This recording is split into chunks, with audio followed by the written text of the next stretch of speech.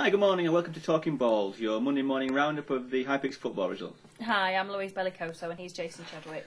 Right, well, Buxton FC closed out the season with a 3-2 defeat at Kendal, but the big news for the Bucks fans is that Mark Reed has signed a one-year contract. Fantastic news, that really, isn't it? Absolutely. Really good news, yeah. A lot of people are going to be relieved because he's been on fire, hasn't he? Oh, God, yeah, and definitely. I think a lot of the credit for them staying up is going to lie with him, isn't it, really? Definitely. You know, he's been fantastic over the last few games, obviously. You know, he's been a fan's favourite for a long time and it's good to see he's there. I mean, I know there's still the issue with him travelling and that, and who knows how that's going to affect it in the future, but I think it's great news and a good thing to look forward to tomorrow night.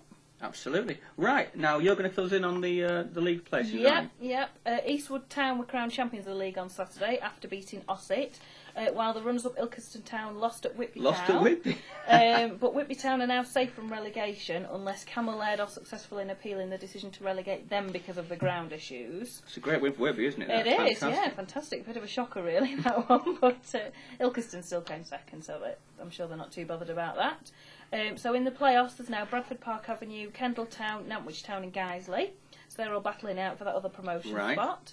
And then down at the bottom, Witton Albion have joined Lee Genesis and Prescott Cables in the relegation zone after Boston and Matlock both won. Tragic. Oh, no. Well, I'm not sure which is the most tragic. Well, Matlock staying up or Witton going down. Mind you, you know, Matlock staying up. It's good for Buxton, though, because obviously you still get that local derby, don't you? Yeah, so yeah. It's always a good crowd puller and some good money in there. But, yeah, I'm sure it would have been nice to send them down. But there's still tomorrow night to look forward to. There is. Now the league's all wrapped up. Buxton travel to Pride Park tomorrow night for the Derby Senior Cup final.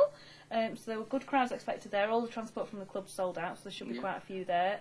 You can pay on the gate. Admission is £8. Right. So, well, I personally, the Buxton fans have left already, actually. Try a few pubs on the way down. They should be in Penny Bentley by now, shouldn't they? They shouldn't they? So, looking forward to that very much so. Right, yeah. well, better move on to the North West Counties. And, of course, New Mills there are challenging for the for the championship, really, aren't they? They've got this tremendous fixture backlog. They've had it for quite a while now. And they played 3 times in the last week. And they've won all 3. What a record. Including, I think, 5-0. So they're really on it, storming away there. Fantastic. And my understanding is I think they've won 18 games on the trot now in the league, which is just stunning, isn't it? That is champion form, isn't it? Well, playing really 3 times a week and winning 18 on the trot is pretty good. That's superb. It really is fantastic. And still, they're only second, but that's just by goal difference. Yeah. And they've got a game in hand. So if they can keep this form going, they look a very good bet for the championship. Yeah, definitely. Excellent. And, of course, they're still on for a League and Cup double as well. A week tomorrow, Tuesday, they're in the League Cup final. Right. Which is being played at Ashton. So hopefully they'll get a good crowd for that. Yeah, should do. And speaking of good crowds, for next Saturday's game, the last home game, they've cut the gate prices, so they're hoping for a really good bumper crowd to finish the season off. Excellent. And with current performance, I should imagine quite a few people will turn out to watch them. Yeah, well, you know, they've been getting 160 and 170s, the good crowds, That's you know. good, that, isn't it? Yeah, brilliant. With a lot of other teams having finished playing, hopefully they'll get a lot more next week. Yeah, fingers crossed. So, excellent news there. We'll move on to Glossop then. Yep. They also played 3 games last week, but not quite so good as New Mills. They had a win, a draw and a defeat to league leaders Fylde. So they're now 4th with a game in hand on the team above them. Right. So, and of course, they've got this big game. They've got the Vars, haven't they? Right, so just to wrap things up, let's move down to the Hope Valley. And the leaders, Whaley and Dove, played themselves. And the tremendous battle there ran out of 4-4 draw, which is phenomenal. And again, I was there for a short time, and there was a very good crowd there for the Hope Valley. About probably 60 people, which for a Hope Valley game is pretty good, really.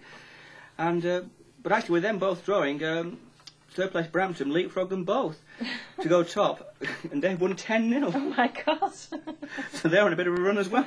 Wow! They put 10 past Furnace Vale, and as of today, 3 points cover the top 3 teams. Right. But you've got to say, really, that Whaley, with games in hand on the other 2, still look favourites to be the champions. Definitely.